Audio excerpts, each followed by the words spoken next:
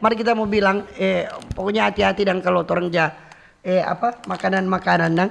Yang Karena ada kadaluarsa. sekitar berapa 15 atau 16 siswa ada diduga keracunan setelah dong konsumsi Makanan. cemilan stik pisang dan susu kemasan di Kecamatan Lamongan Barat sana. Iya.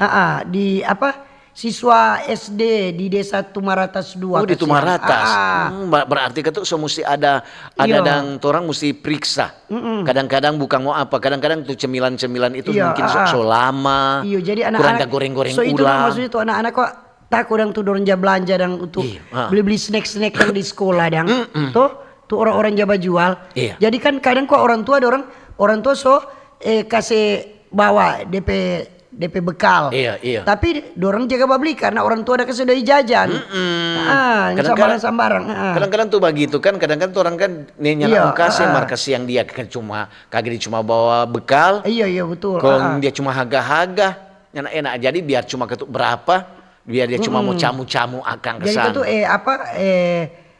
BPOM dang, Balai Besar Balai Pengawasan Obat dan Makanan Manado, dorang so datang dang, toh, Yes. dorang so periksa tantu tuh apa yang donda makan itu, Iya betul. dorang so uji ini sampel ini susu dan cemilan ini. Itu bagus tuh Iya, untuk begitu supaya dorang ada penanggulangan pertama kok itu Tin. Iya, jadi koordinasi dengan dinas kesehatan toh yang ada. Mudah-mudahan kan tuh nyana terjadi apa-apa dengan anak-anak ini. Iya.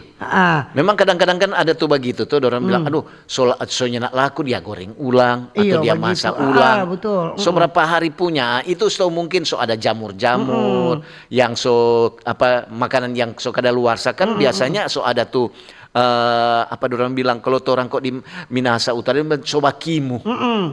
Sobakimu jadi dia so racun yo. Iyo, jadi racun dia. Iya, kalau tuh begitu kok sebenarnya ada DP batas waktu toh, ada DP begitu, batas betul. kadaluarsa. Kalau Sony mulai jual jangan jual ke usah. siang. Aduh bagaimana supaya kasihan tuh anak-anak lagi.